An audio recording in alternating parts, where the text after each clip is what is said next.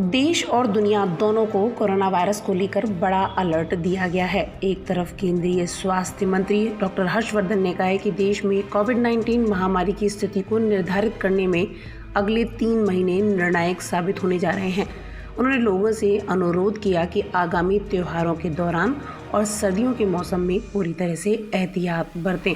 उन्होंने कहा कि इस महामारी से निपटने के लिए उपयुक्त कदम उठाए जा रहे हैं, लेकिन अगले 3 महीने देश में कोविड-19 की स्थिति को निर्धारित करने में निर्णायक होने जा रहे हैं।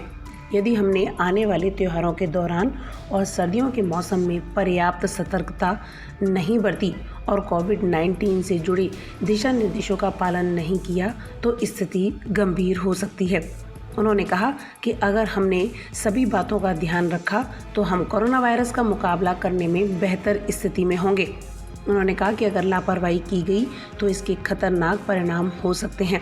स्वास्थ्य मंत्री ने कहा कि पिछले 3 महीने में देश ने कोविड-19 से निपटने में उल्लेखनीय प्रगति की है। उन्होंने कहा कि देश में संक्रमण के मामलों के दोगुना होने में लगने वाला समय बढ़कर 97.2 दिन हो गया है। इस महामारी से उबरने की दर यानी रिकवरी रेट 90% तक पहुंचने वाली है। वहीं कोरोना से होने वाली मृत्यु की दर भी घट रही है। यह दर इस समय 1.51% है और यह 1% से भी कम के लक्ष्य की ओर बढ़ रही है। केंद्रीय मंत्री ने कहा कि शुरुआती दौर में देश में कोविड-19 की जांच के लिए सिर्फ एक प्रयोगशाला थी। अब ऐसी प्रयोगशालाओं की संख्या बढ़कर 2000 हो गई है। वहीं देश भर में की गई जांच की संख्या 10 करोड़ के आंकड़ों को पार कर गई है।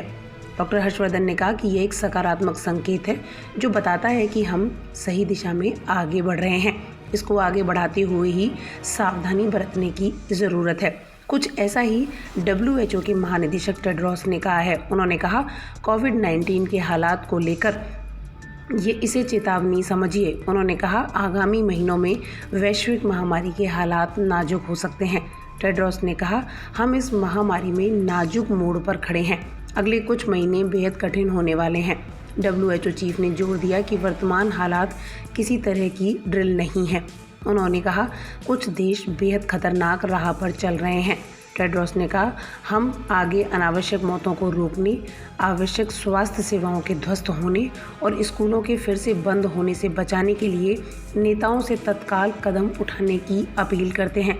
बहुत सारे देशों में वैश्विक महामारी की दूसरी लहर के संकेत दिखाई देने लगे हैं।